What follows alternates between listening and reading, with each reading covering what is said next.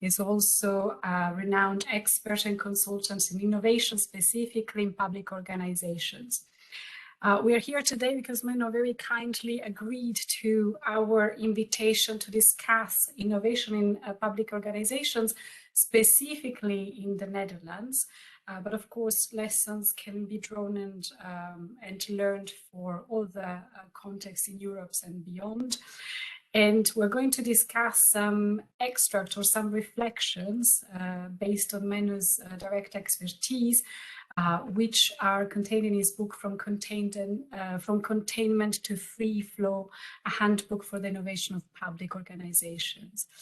Menno, I'd start directly with addressing you, thanking the audience for being here. The session is recorded, but only the first part of the session. The conversation with Menno is recorded. Feel free to drop messages or comments in the chat. And of course, we've also foreseen 15 to 20 minutes, depending on the time, for you to ask questions directly to Menno without being recorded. So talking about the book, a very enjoyable reading. Your book offers an overview of practices of innovation in public organizations in the Netherlands. And you outline 16 different practices at the municipal, at the regional and the national levels. And then from these practices, you draw some lessons as well.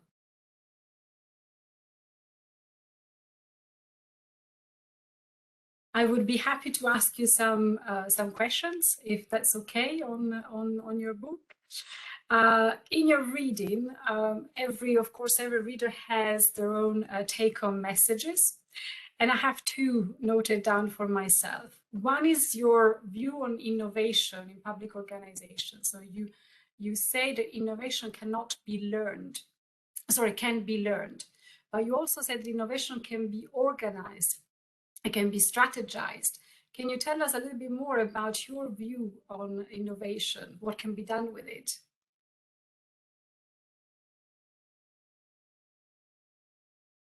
We cannot hear you, but I don't know if it's only me. Yes, I can. Thank you for having me. And I kind of would like to challenge the participants first. To make a decision, and I would like to have a small talk which will be about 8 minutes, so they can sit back and listen, and after 8 minutes I'll ask them a question, and this question might change their day. It might even change maybe some part of their working life. And it's a decision that will help them to work in different ways, to find new solutions to problems, to innovate, which will be challenging because it's a challenging undertaking. And you will not always succeed in it, but you'll learn from it. And it could lead to some unique results. Imagine you're arriving at the office and starting work on a new idea. You start to work on the idea. It's a new one that helps vulnerable people and solves problems in society. You start working on it because you know it's important, because you know your colleagues support you, even though you might not succeed. Furthermore, you work on it because your boss supports you. You're not necessarily a brave person who always leads, but you know there are things you're good at and that people value you for it. A colleague joins, and before you know, you're working with a group of colleagues. Forgetting to eat lunch because you're too busy. You feel there's change in the air and that an important step is going to be taken this afternoon. You find yourself standing in front of the flipboard, surrounded by colleagues, intensively talking to each other. When right at that moment, the director walks in. He looks at the group for a moment, interested. You feel the conversation stop. He nods and he gives a compliment.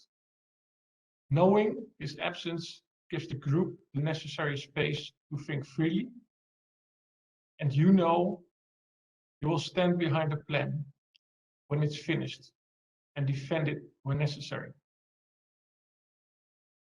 How different is it in practice? There's no time. Ordinary work awaits. And if something new is done, we do it the ordinary way. Usually with a project team coming together at set times. We think processes through. We assemble a steering group, a task force, a focus group. Managers look over our shoulder, direct our thinking. Meticulous notations are made in a top-down approach. Plans need to be thought through in detail. Different sections in the organizations need to be on board. The boss has strong opinions, and so does management under him. Risks are carefully avoided because we don't want politicians to be in jeopardy. And if, after a long time, the proposal is agreed upon, there are new developments that need further examinations and plans are postponed. I think public professionals are highly educated, creative, flexible. You have your project plans ready for the moment a state minister takes office, and you know how to start new initiatives by working with pilot projects. So you should succeed. Fortunately, in practice, you don't. You're reluctant to take any chance because if you make a mistake, there will be consequences, particularly in the public sector, where political dynamics complicate things. And if a small group of public professionals succeed in avoiding the pitfalls and see the silver lining of the cloud on the horizon of innovation, the idea will only be there for a brief moment. If things become stressful, you grab the old solutions that are familiar. And exactly this is the common practice that leads to more and more problems. Accidents evolve, policy goals are not achieved, and in the end, it is civilians, ordinary people who suffer. I think we have to break this cycle. And this is only possible if we implement innovation as a structural process, parallel to our ordinary work. In this process, the doers with guts take the lead. And only afterwards, if we understand the possibilities that they have explored, and if we know what the challenges and threats are, we can start thinking. In my book, I examined 16 cases of successful public innovation. And the interesting thing is that they all proceeded the same way. A group of doers started without thinking too much. A suitable strategy was found to engage with the political and administrative elite. And these organizations started innovative teams outside the main process of the organization, out of the daily noise. They managed to come up with a feasible idea, test it in practice and upscale the experiment. A workable solution. I think innovation cannot be directed, but it doesn't emerge by chance either. It asks for an innovative biosphere with space to experiment. It asks for small steps to be taken in a structured way. But if doers take the lead, there's a role for everyone. By approaching innovation as a structural process next to our daily work, in which the doers with guts take the lead, the thinking starts later. Once we know what the possibilities are of new initiatives, once we know what the challenges and risks are, only then will there be an atmosphere where innovation comes about. It is an atmosphere in which we have faith, leading us to effective ways of working, knowing that every initiative does not have to succeed because there are enough initiatives. In this atmosphere, we all come into our own because we all fit into different phases of the innovation process, and we know this about each other. In this space, we meet challenges with new solutions instead of the old solutions we normally fall into. And I think if you're honest with yourself, when are you most at risk of failure? When you sit still, when danger is ahead, when you move quickly. I think coincidences can't be planned, but innovation can. Which leads me to the question I would like to ask. And that question is to think of an idea that is a bit different, that could change the ordinary way of working, and maybe just to start with today. It's a challenge I would like to give to our participants. Thank you, Menno. And thank you. And I think that many participants, I can see the chat and the list of participants will want to react at the end of it. I mean, it's great to have a kind of a practical exercise to keep in the back of their mind for throughout the session. So there is one point that came up again now in your introduction on innovation. As you said yourself, for you, I have the feeling it's a sustained effort. It's something that needs to be structured, needs to be promoted, needs to be developed, and it has to be constant. You say in your book you have to be persistent. Yes. I'm not sure whether you want to tell us a little bit more about it, maybe with some of the case studies. Thank you. Yeah, I would like to show some sheets, to go through some sheets so I can show the research I did. Give some examples and show how I think you can give a structured base to innovation.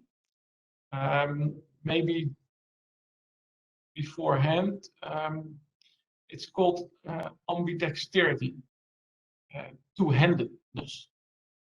We all have preference to use our right hand or our left hand. And I think government has a preference as well to handle main questions that are there in a certain routine way. I think governments need to be very, very good at it. But I think they need to develop the other hand as well, which has to do with long-term initiatives, which has to do with new solutions and the continuously looking for new solutions. So ambidexterity is, I think, the main word for it. I'll show some sheets. Yes, please. Thank you. I can confirm when we can see share now. So if I can have clearance to share, then I would like to.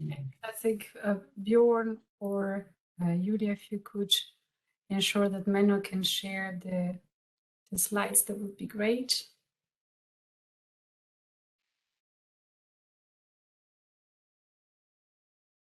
Yes. Okay. Thank you, Bjorn. Super. So I can see, yeah, it works on my side and in full screen now, so it's perfect. Thank you.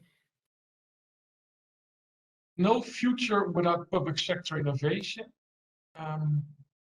Sounds strong, but I really believe in it.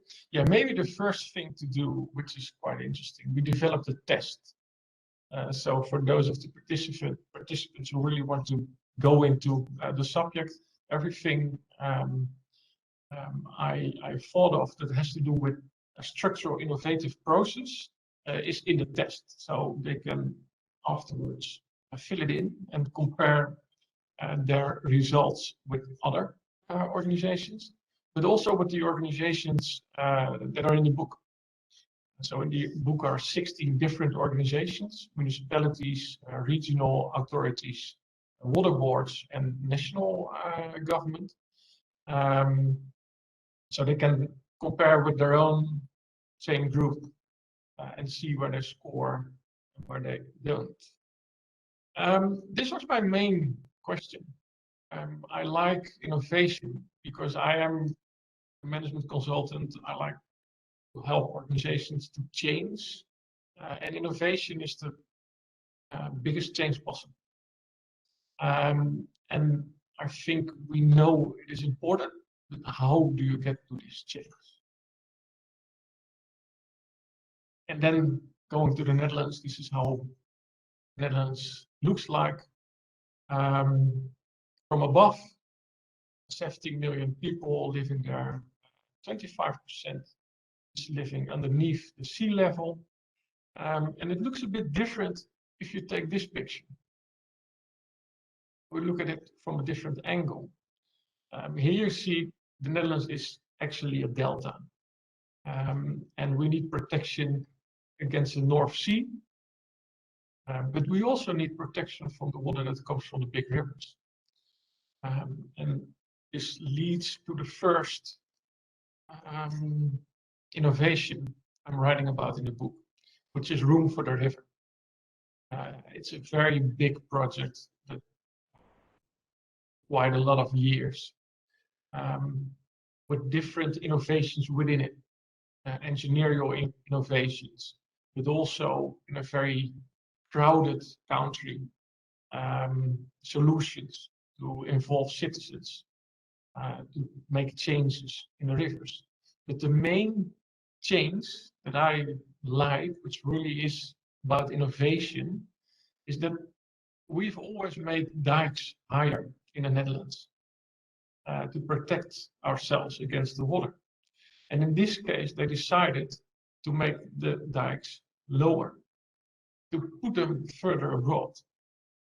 So if you talk about innovation, which is the successful introduction of something new, something we didn't do before, I think this is a beautiful innovation.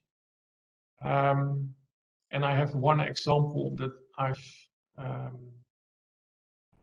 that's in the book, and it's a technical innovation. But technical innovation, we think about new things, about data, about digitalization.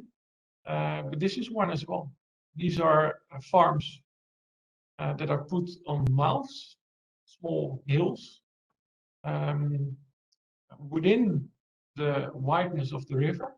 So if the river floods, that makes it possible to get more water through. These farms are safe, which is actually a very old way of working from years ago, which is introduced again. So that's one. And what I tried in the book is to get different innovations in there. So I looked at different levels of government, regional, national, municipalities, water boards.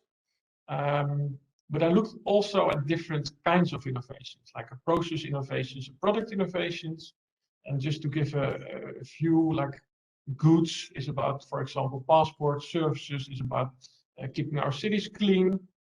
Technological, I just showed one as an example, and organizational is about how you organize things. So I tried to get all the different innovations in, and I also have the different levels of government in, and I also tried to get different parts of the Netherlands in. In the west, there's a lot of cities, very crowded, but there's also some small villages also innovative. So I tried to make a mix with everything in there. And there are 16 in the book, but I have a few quite randomly picked just to give a view on how these innovations look like. For example, the first one on the left above. This is the first carbon negative road in the Netherlands. Cars driving there are producing heat. The heat is picked up, used to heat factories around, and there's about 20 other more innovations in this road, which has been made by the province of the authority of South Holland, to try out different innovations. And they were challenging the market to get innovations in, to get the carbon as less carbon as possible, which ended up to be the carbon negative road, which might be the first, probably at least in the Netherlands, but maybe also in the world. On the right, a different one. iSpecs is it's a device you can put on your phone. With that, you can look and measure as a citizen a particular matter. And this is done by the organization in the Netherlands that is doing all the measurements of particular matter. Actually letting those measurements do by citizens and not by the experts in their own company, which is a very, very big change. On the left, you see 3D mapping. It's very important to look at property to map from governmental perspective for ownership, and 3D mapping is coming up. So the organization in the Netherlands that's responsible for it tried to be in front and organized the data were publicly available for everyone, to put a standard there and to make sure we have the public 3D software that is going to be used as broad as possible. In the Netherlands, it's automatically changing the maps with all the information that is available. But also a very small one, just to give an idea, the municipality of Bunnik, which is, I think, 15,000 people living there, a very small village. And they had a technical innovation as well. They put a sign on a conjunction that they wanted to renovate. And they put on the sign, if you are using this conjunction and you want to have your ideas put in our innovation, go to our website and write them down for us. Which people did. And in the end, the conjunction was changed in a way the experts in the municipality wouldn't think of. Because the people using it knew better how to change it than the expert in the municipality. And yeah, what they thought of was way far from a normal change than the experts would have dared to introduce. And a completely other one is from the prosecuting office. They're for small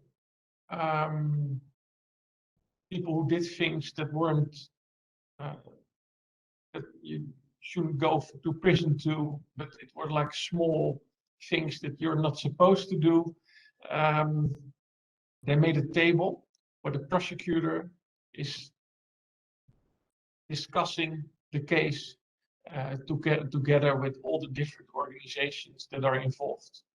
For example, the probation office, or victim support, or child care support. And they cut down the time to come to a solution from months till like over half of the incidents to 1 day. Just by sitting together with all the different organizations instead of the sequencing of an incident from someone going through all the different organizations. And then the recipe. I kind of wanted to figure out, looking at all these cases, what is the red line to draw through it? You know, what is the similarity between them? And innovation can't be directed. You can't just set a couple of steps. You have to look for the recipe. And I think I found it. And I put it in this model, and there's some more that will come later. But what I found out is the different steps of innovation, starting with fiddle, then flow, focus, fit in. I think it's quite common to have an innovation funnel. At least in private organizations it is. NASA developed different levels to figure out when you can put technological technology in a rocket. And fiddling is just trying things out. It's the first phase. Flow is a second phase where you have workable ideas and you want to work on it further on.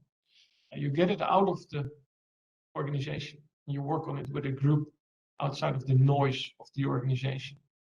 And then you have a focus phase, which is kind of the moment when you try to think, when you try out things in real life. And if it works, a small context, next phase you can fit it in and use it in the whole organization, in the country, everywhere you want it.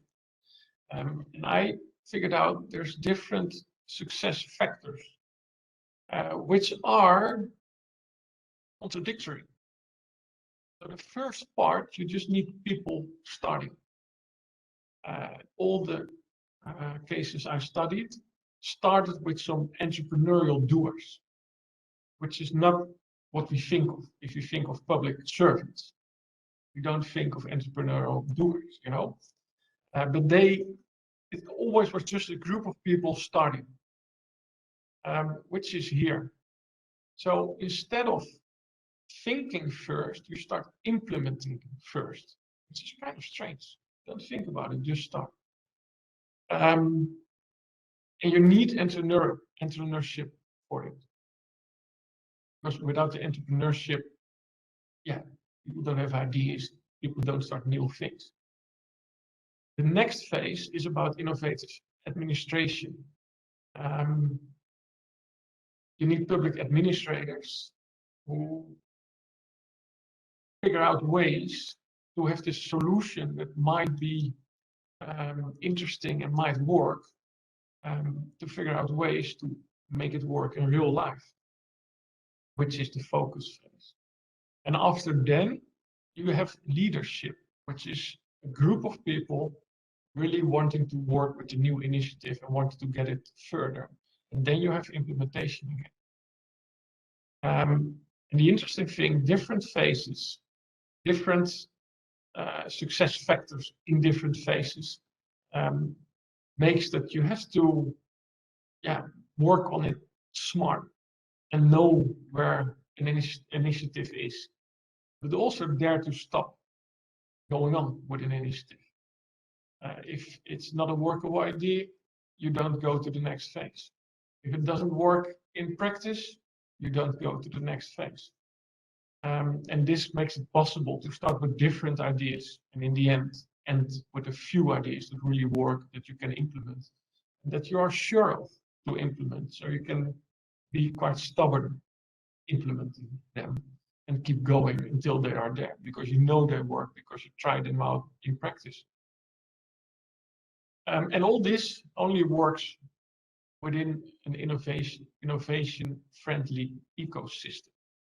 And I think we can get into the ecosystem later, but that also has to do with the atmosphere, with the people who are working in government, diversity, looking over borders, those kind of things.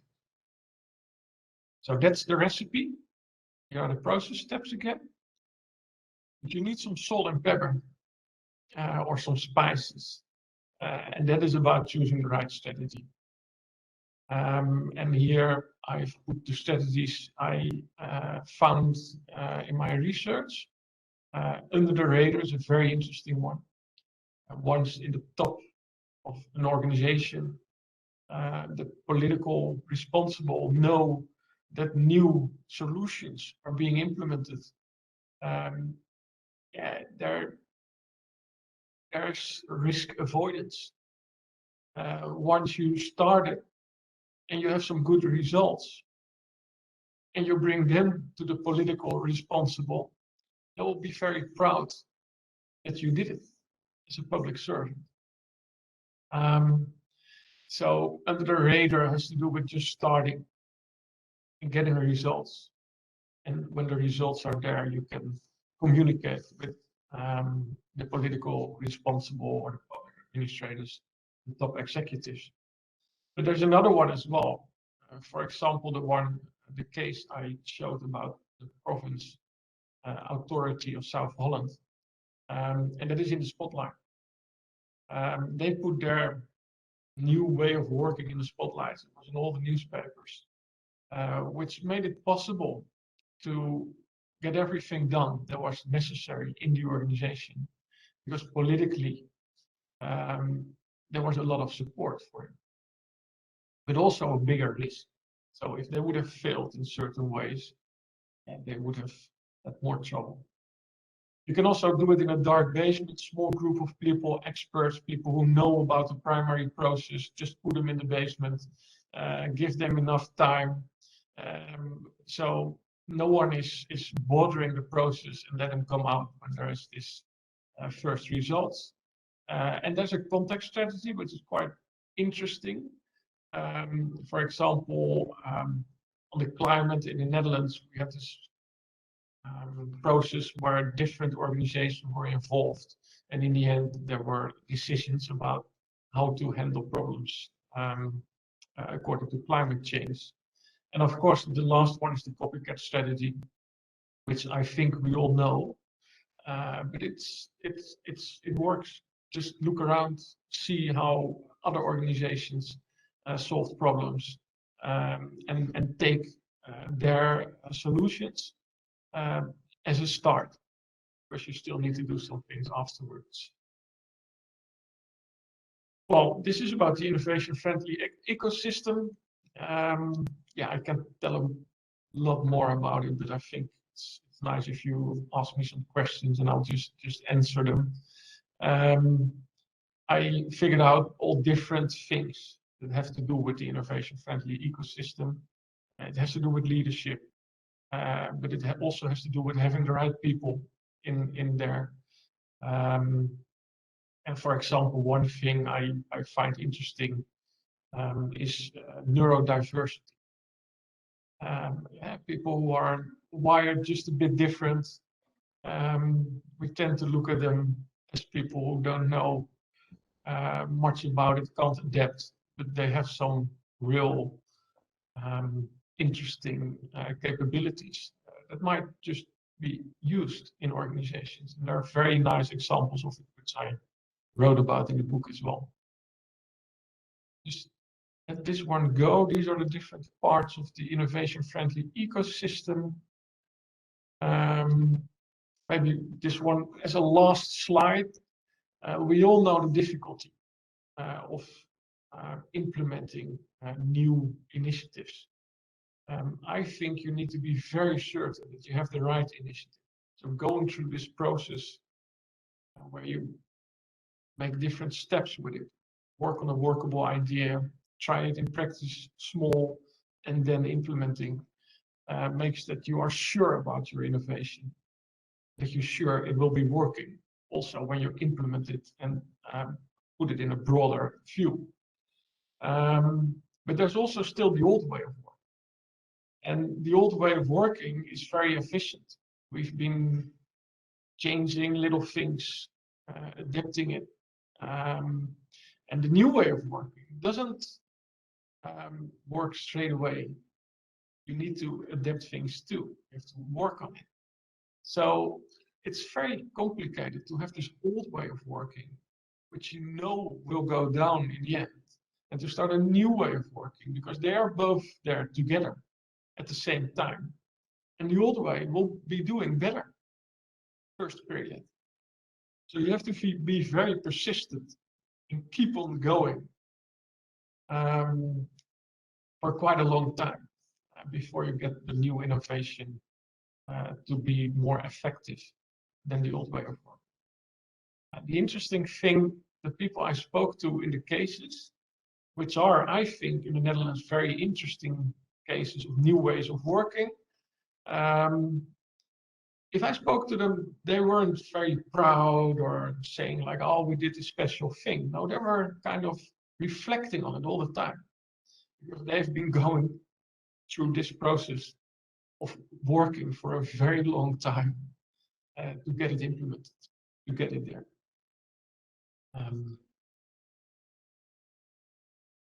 Yeah, this is the test together. Thank you very much for sharing some core content of your book. I have a few questions, of course, Yes. that you were expecting it already, and then we can leave space to our audience. So thinking about also what you've just said in your presentation, it's very interesting, the idea of include a recipe, because innovation can feel quite overwhelming as a concept. You don't know where to start. Well, you take some real cases of innovation in the Netherlands, and on the basis of that, you come up with this recipe. And that's important because, well, you're one of the honorary evaluators for the EPSA award, for example. You know, the transferability is one of the aspects that we use to evaluate innovation across Europe. So my question is this one: though innovation cannot be copied, otherwise it wouldn't be innovation, from your case studies, from your recipes, it seems that practitioners can learn how to innovate from how other organizations solve problems. So who is this guide for?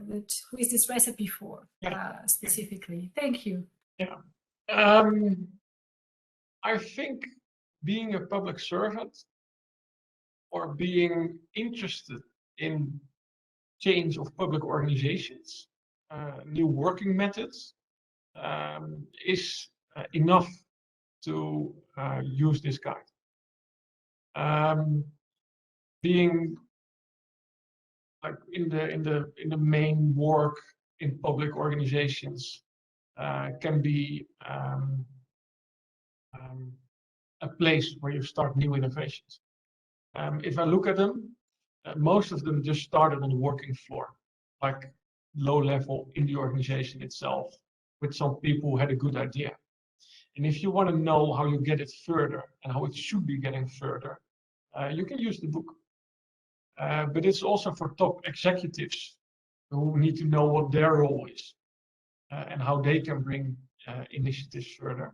And I think, being responsible for the innovative process in organizations, it's useful as well to look at the system, the whole way of approaching things. So different people, different ways of using it. Thank you for it. And then thinking again about the context of your publication, now that we're kind of planning our recovery, and beyond that, we're trying to plan a period beyond recovery. I have the feeling from many publications on innovation in the public sector that they focus on innovation kind of as a reacting mechanism. How do we use it to react to an emergency? And in fact, there is also an upcoming publication on which we're working on it. But your book takes also a different perspective, because as we said at the beginning, innovation is incorporated as a constant mechanism to evolve, to progress, but also to increase trust of citizens towards public administrations. Could you tell us a little bit more about your view of innovation and why it is important, not only as a reactive mechanism? Thank you. It's quite often that people say, like, we need a burning platform. If there's no burning platform, we're not going to innovate. And I don't believe that. I believe that when there is a burning platform, there's possibility for innovation. But I think you have to start earlier. So having a good innovation process means you have different initiatives. And you start the initiatives and you let them grow. And at a certain moment, they are ready to be used. And there's this time frame when there is a problem, an incident, and then you can like put them in. Then you have like the connection. But you have to start earlier with it. And starting to innovate can just be a start with an idea. We have a new idea how we can do things differently. But it can also start with new technology. For example, drones here in the Netherlands, we use them for all kinds of different things. And we have just started using them. So start with technology, start with ideas, but also with civil servants finding out there's trouble or there is citizens that get in trouble can be a starting point as well. So different starting points. And the good news is that it starts for quite a lot, within your own organization. You can start it without the burning platform. And when the burning platform comes, you have your solutions ready. Yes. Thank you for it. I'll invite, because I know that we have about 15 minutes left with Menno, I'll start inviting the audience to put their questions in the chat, and then as soon as we stop the recording, they can take the floor. But if you have questions, start thinking about it and share them with us. In the meantime, to give time to think, I have one or two remaining questions. I'll put them together so that you can take your time to answer. The first one is one of your chapters dedicated to leadership. It's something you mentioned, but of course, being in short of time, we can't go through all the content of your book. So the first question would be if you could go through a little bit more the importance and the role of leadership and what kind of leadership do we need to encourage innovation. And the second one is, let's say, a more global view of your book. What can we learn from the Netherlands as a country on innovation? What can we learn from the Netherlands? Thank you. I know that there is no bias here. I work in the Netherlands, you live there, but there's no bias. Thank you for picking up these last questions from me. There's a lot to tell about leadership. It's a very big subject. Let me address two things. The first thing is simple. Something goes wrong and you're the leader of the organization, you are responsible.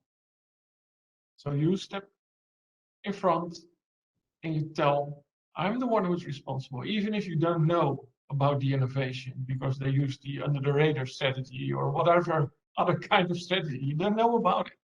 Just tell them, I'm the one who's responsible. Whatever my people did, I'm the one who's responsible. But that gives protection in the organization, that makes people feel safe to start new things because they know in the end, if it's their boss will take responsibility for it, whatever they've been doing, knowing that they've been doing their best. So that's the first one. And the other one is, if you get nice results, step back and let the people in the organization be on the podium and let people look at them and have a talk with them. So give them the opportunity to celebrate and put them in the spotlights. So those are two things in leadership that are quite interesting, I think, and not that difficult, but maybe in practice more difficult than I say. And what we can learn from the Netherlands is quite interesting. I've been really trying to get a bit from a distance. So I've been looking at history books and what makes the Netherlands different. We think of these dikes and that you have all these Dutch people working together to keep the water out. But it's a bit more subtle than that. I think looking at the history, 17th century, the water I just showed, those were the highways in the world. That's where the ships came. That's where the trading started. So the Netherlands became a very important point for trade. And if I look at the cases now, I see there's collaboration on all different levels. There's collaboration between private and public organizations. There's collaboration between public organizations and citizens. There's collaboration between different organizations. So looking at all the innovations, that is what I think that's typically Dutch, that we are quite used to collaborating in different ways. And that might be interesting to look at for other other countries, to see how we do that. Maybe a small one. Another one is that I think on the digital side we are quite in front. So we are adapting quite fast. Also having a very high amount of people on the internet. That's the trading we used to have is now the internet connections. The Netherlands being the most dense place of internet connections. And another one is that we are in a delta. So we have the water management and the infrastructure solutions, but we can do a lot in that because we have to do a lot of maintenance. So our roads, after being built, need maintenance quite fast because it's all wet soil. So I think countries can learn from that and can really benefit from the solutions that we got in here because they don't have the wet soil. So once they get the solutions in, they'll be there for a long time. Well, ours are, yeah, need maintenance quite fast after a couple of years. Indeed, yes, and cooperation, but also the management of natural resources and digitalization are all situations that will interest all the countries more and more in the future. Yeah. But thank you.